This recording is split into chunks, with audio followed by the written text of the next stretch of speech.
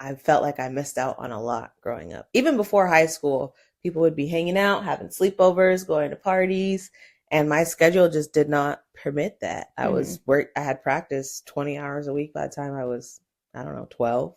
It was basically a part-time job, including weekends. If your childhood felt isolating, that doesn't mean you don't have the ability to create a community now, and that your pursuits for greatness back then were just an opportunity to show you that you can be excellent. And so you can also be excellent in making a community in adulthood. I could. I don't know. Would we schedule our time to go out to eat? No. I don't think so. This is Sistas Declassified, the podcast where Taylor and Taryn, your virtual sisters, share experiences, insights, and of course the juicy secrets that never leave the sister circle. So shh, listen up. The Declassified convos are starting now. Welcome back to Sistas Declassified. We're real life sisters who started a podcast instead of turning reflection into pressure. Before we get started, don't forget to subscribe so you can get your weekly dose of declassified moments. And today we're going to get into a little declassified gospel. Amen, amen. Growth should set you free, not make you feel like a project. And I think that that's a good little topic for us today because we talk about, we talk about growth a lot, which probably makes it seem like it's our personality trait. And it low-key might be. It is a little bit. I definitely say that I'm a girl who's always on a journey. You are. And I love a good journey. I don't see the problem in that. But it doesn't have to be that everything is a project. Everything is like this big chore. But it also comes at a cost when you're on a journey all the time. Yes. So I think it's something interesting that we could kind of explore today because not only can healing and working on yourself be kind of isolating, it could also be somewhere where you often think you're like you can't do stuff. Right. Like it blinds you to the things you've already accomplished because you're always trying to work on something. And then to your point of the declassified moment or gospel for today, like always feeling like you're a work in progress or a project can be exhausting. Right. Where's the joy in that? If you're always trying to fix something about yourself or always trying to like level up, you don't have that presence to enjoy where you're at. But also maybe don't even recognize that you've moved forward. So, yeah. And I think for both of us, feeling like a project in some ways started pretty young. We've mentioned this before, but we were always very busy and active in childhood, with extracurriculars, sports in particular. And like, I think each of our sports even, or the sports that we did, all kind of leaned towards being perfect. Yeah. And I think school does that to you too, right? There's a grading system. There's a scale that you're striving towards getting to a certain place. And there were always high expectations of us. And I think rightfully so, because we're very capable. But like life being a project started pretty young for us. And so it is kind of ingrained in us, which is why it's part of our personalities, I think. But there was a lot we gave up in childhood too, to like pursue our sports and academic careers. And I think that's more of your life. I don't know that I feel like I gave up things in order to pursue my hobbies or interests when I was growing up. Really? No, but I do think that like my moral compass or beliefs often would be what made me feel like I'm going to isolate myself if I do this thing or if I stand on this belief system and don't go with like what everyone else wants to do. Do you have an example from childhood? One that could be kind of funny is like when I was in high school, my friends were getting high in the dumpsters at Bay Street. In the dumpster? Like not in the dumpsters, but like Lord. There's like a cage. Got it. I was like, and excuse me. And like nobody can see you when you're in there. And so they were smoking in there. And I was like, I don't know if I should do this right now. This is not a good decision, blah, blah, blah. Because I didn't smoke or whatever. But also we were young. I didn't want to get caught. We were outside. There were so many things it was not worth the why risk. That wouldn't be a good choice. And I guess that's just peer pressure for any teenager. But I had a moral compass at that time that was like, this is bad. But that would be isolating behavior. So like I was out there talking to my other friend on the phone, like, I can't go in there. Like, get me out of here. But my friends in there thought I was calling my mom so I could go home. Like, you thought I would bring her here? No, So, she doesn't need to know we do that. I know people who do this. right. But it was funny because that was something where it's like, I'm trying to be mature here. Mm-hmm. And I could be growing, or that was my pursuit of growth. Mm-hmm. But no, I wasn't calling my mom. I wasn't getting y'all in trouble. But it was isolating because that's like, ooh, do we invite her next time? Because she's not fun. I can very much relate to not feeling like fun. I used to talk about how my body was a temple, mm-hmm. and I meant that like from a sexual standpoint, but also just from like being an athlete standpoint. Mm. I felt like y'all smoking and drinking, our bodies are still developing. I got stuff to do. And if I am doing what y'all are doing and see how tired y'all look the next day, and it's not worth it. It's not worth getting caught. It's not worth having a bad reaction. Mm-hmm. It's just, y'all don't even look like you're having that much fun. Or if you were doing this and you didn't have that drink, would you still be okay with what you're doing? Right. Which maybe they will. I don't know. Mm-hmm. And that translates into adulthood too, of like your pursuit of growth can continue to isolate you as people spend their money frivolously. Mm-hmm. Like, and not frivolously, like, I guess that's kind of sounds judgmental. You're spending it how you want to spend it, mm-hmm. which is totally fine. But if you have goals and aspirations for yourself, then you can't always go out and spend money the same way that somebody else who maybe they're set up already, or somebody mm-hmm. who doesn't have the same desires for you in life, so they can spend it however they want. That just doesn't work. So that can isolate you. Yeah. I think the last thing I'll say just on the childhood piece, since you said the sports academics isolation was more on my end, I just think I felt like I missed out on a lot growing up. Like people would, even before high school, people would be hanging out, having sleepovers, going to parties, and my schedule just did not permit that. I had practice 20 hours a week by the time I was, I don't know, 12. Yeah.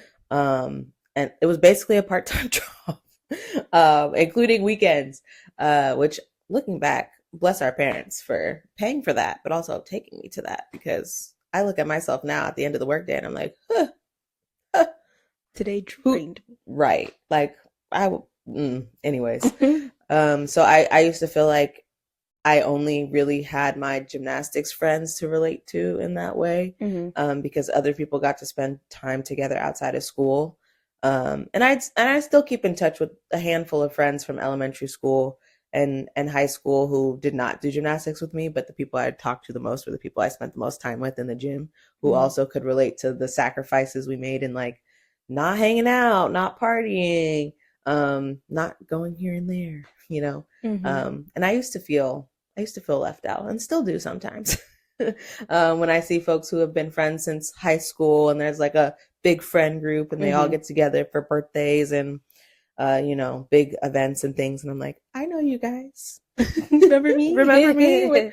I would also come and celebrate you. But then I have to remember, like, one, those are relationships I did not maintain, but two, like, were we really friends? We were cool, you know? So it's just, I feel a little FOMO even now in adulthood sometimes from not having spent time with more people growing up. I feel that. I could definitely understand that. And it's definitely something to come to terms to, and something to like take time to create for yourself now. Mm-hmm. Because if your childhood felt isolating, that doesn't mean you don't have the ability to create a community now. And that your pursuits for greatness back then were just an opportunity to show you that you can be excellent, I think. Yeah. And so you can also be excellent in making a community in adulthood. I could, but if I'm honest, I find relationship building to be a little tiring sometimes. Mm-hmm. Like we've talked about trying to do it all and how there are just certain seasons where you need to have specific priorities. And I have yet in adulthood to have a season where like building more connections or stronger connections with people, or like expanding my friend group has been my priority. Mm-hmm. I think, like you said earlier, today drained me. And that just falls lower on the list. And I really only feel the FOMO when I see people getting together. And so I think social media plays a role in that. Like, mm-hmm. if I didn't know y'all was getting together, I wouldn't know. So I wouldn't be feeling thinking about this. Right. Right. And so I think just in combination with always feeling like there's something I can do to perfect myself, and then seeing other people having fun, it can be like tiring to be me sometimes. Well, it gives you like what's the point of working this hard when you can see that other people are enjoying life, and we don't know if they're working hard or not, and making assumptions about how much they're working or playing, right? Just because they share it, because that's ultimately the difference. Because I'm sure you do. I mean, maybe no.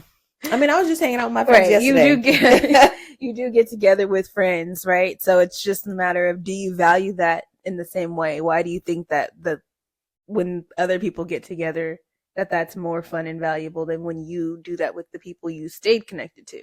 Right. And the answer is there isn't a difference. I think society tells us what fun looks like. It often involves drinking and music and sometimes debauchery. That's really never been my jam.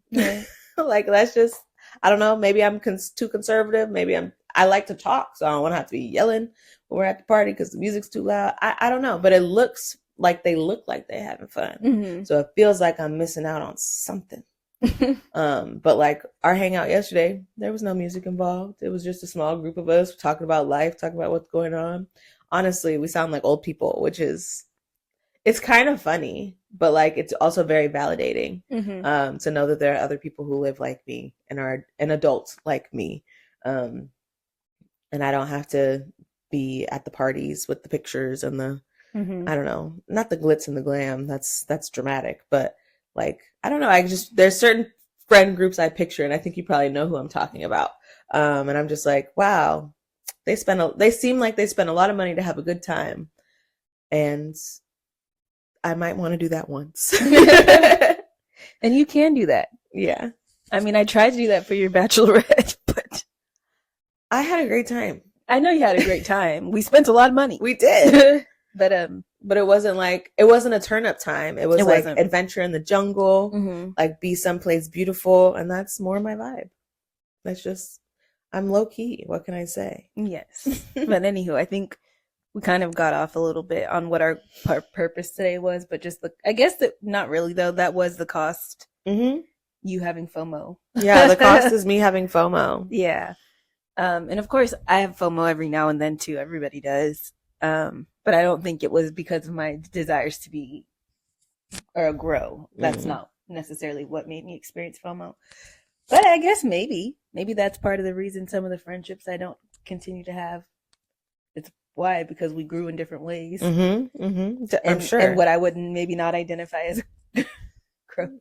But anyway, I think if we moved on from like the isolating thing and just kind of went back to like the self-surveillance piece, because I think that's where I have the most challenge. Say more.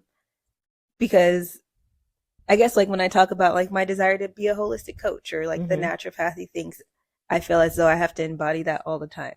And so like if you talk about it, you got to be about it. And so because I don't embody it most of the time, like even then, what is most of the time? What is your rating scale, you know? And I think that's part of the self-surveillance pressure you're talking about. Like, have you set a specific amount of time that you need to be living a certain way? Right. Yada, yada. Right. And no. No, right? And you don't know, and I don't know exactly like what that means to me. So I think that's where I end up having issues or feel like imposter syndrome around it, because I don't really know what I'm trying to achieve in that space yet. But then it also creates a lot of self-surveillance as I like buy things or do things, or like, oh, I want to be more of a person who is aligned with like clean products. But then also at the same time, there's things I want to achieve quickly. So like, is the clean product the best option right now? For example, I used silicone mix last night in my hair because I heard, or the claims are that it will help to smooth down your cuticles and it helps trap the moisture in your hair. But it has all kinds of stuff. It has all kinds of gunk in there. Your hair looks good. I mean, thanks. I don't think it did what it needs to do, because I still need to get a haircut for real. But in my mind, I think it did something. Okay. That's half the battle. Right. But anyways, I had to look into all the ingredients in there. And it's like, what did it say? Something about formaldehyde. That's not good. Yeah. No. From my understanding, my limited understanding. Right. And it's not that it has like formaldehyde in it per se, but if you use it for an extended amount of time, like blah, blah, blah. Anyway. Well, girl, everything's killing us. Right. But in my mind, I don't want to have new things that I'm bringing into my life that are killing me. Gotcha. It's one thing if I like know something I do is bad, but I already do it and I'm trying to pull back from that. But to start something new at this big age, and it's not really, it has nothing to do with my age, really. That just sounded good in my mind. But yeah, I just don't feel like I should start new things that are toxic.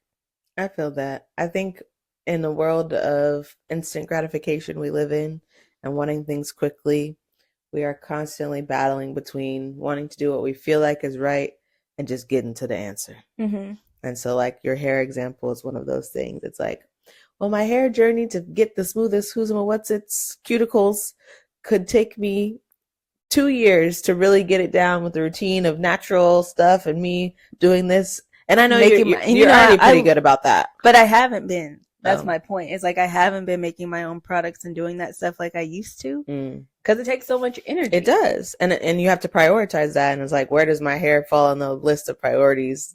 Exactly. So silicone makes me up. But it's not ideal. But it's a part of my self-surveillance of like, is it that deep?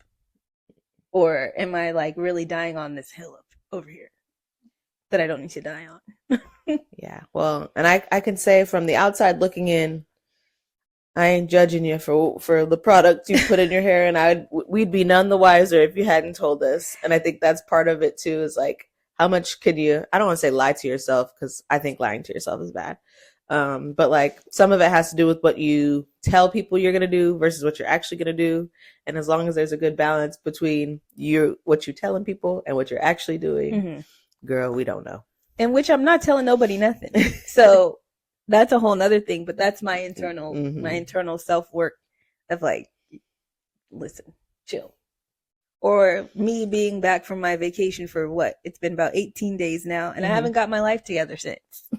That's so dramatic. Exactly. But that's my self-surveillance. I'm like, my life is in shambles. That's really how I feel.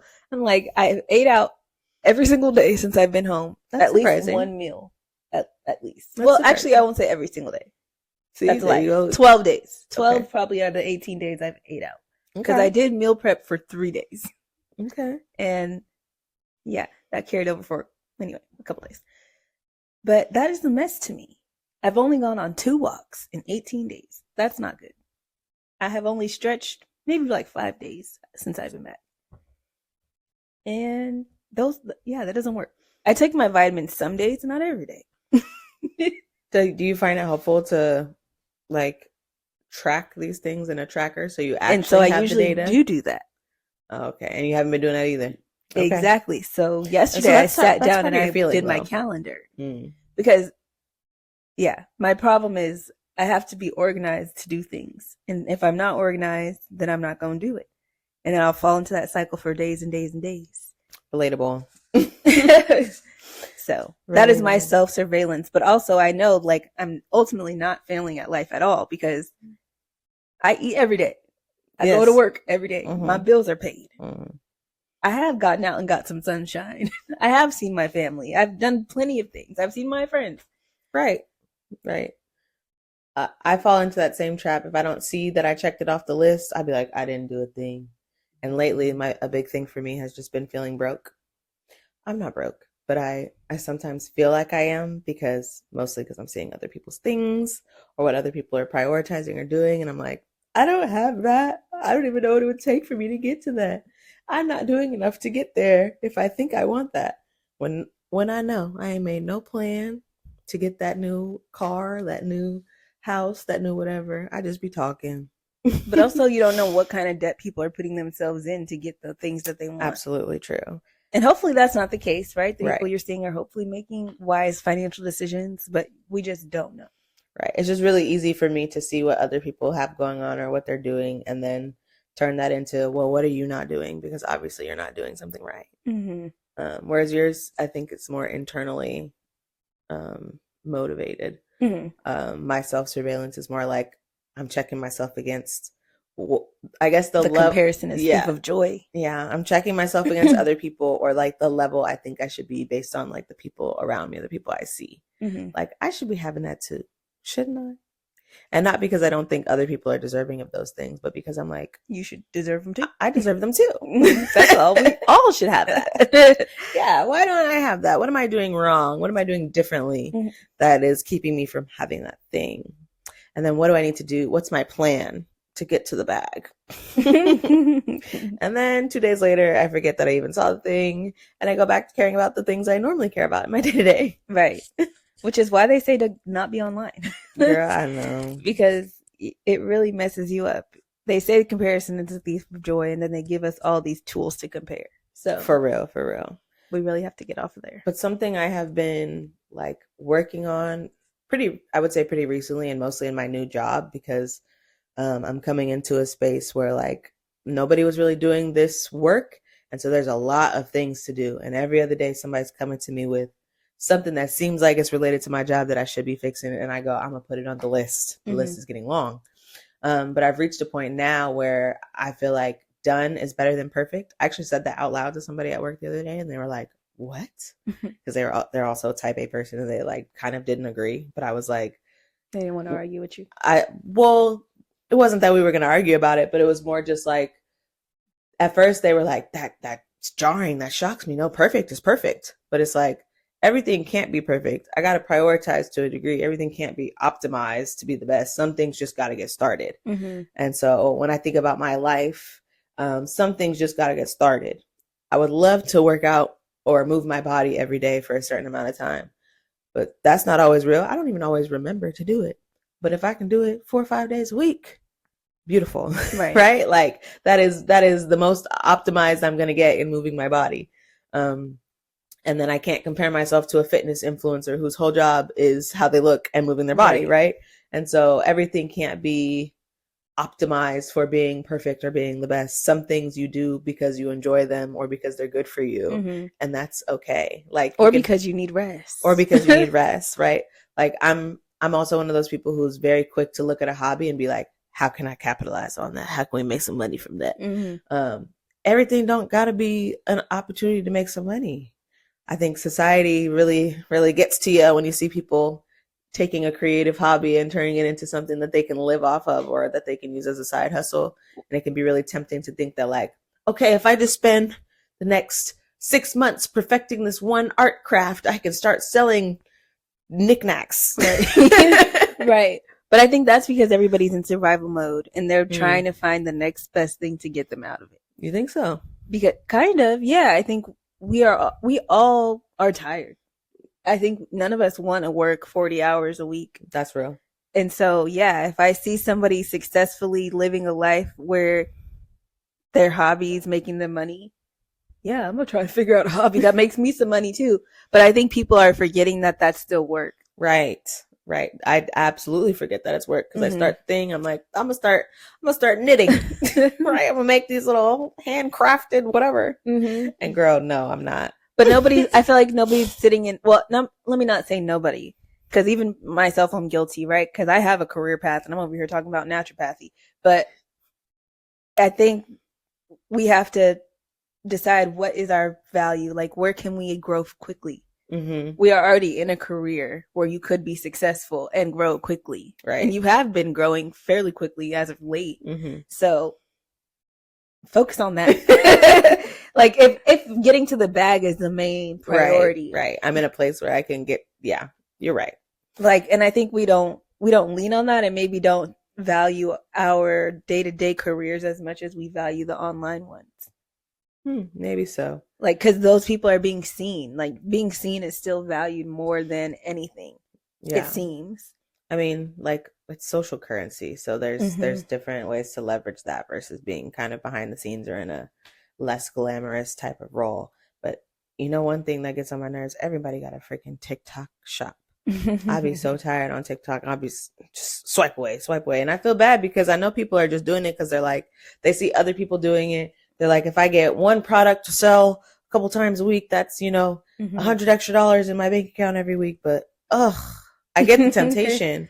I really do, but I also don't like the idea of just selling stuff. Right. And I feel like most people are just selling stuff. Random things people don't need. It feels different when people are selling like their craft or something that they like care about or put time in. And you can kind of tell the difference, but it feels like every other post I see is somebody on TikTok shop talking about, this is the best thing ever. Mind you, everything they sell is the best thing ever. Right. Ugh. No, yeah, it's definitely a lot of capitalism happening on there. I think that's what your point was, just around like people being tired and trying to find a way out that feels quote unquote easier than their 40-hour a week job. But I think that goes back to like the cost of self-work and asking yourself, like, is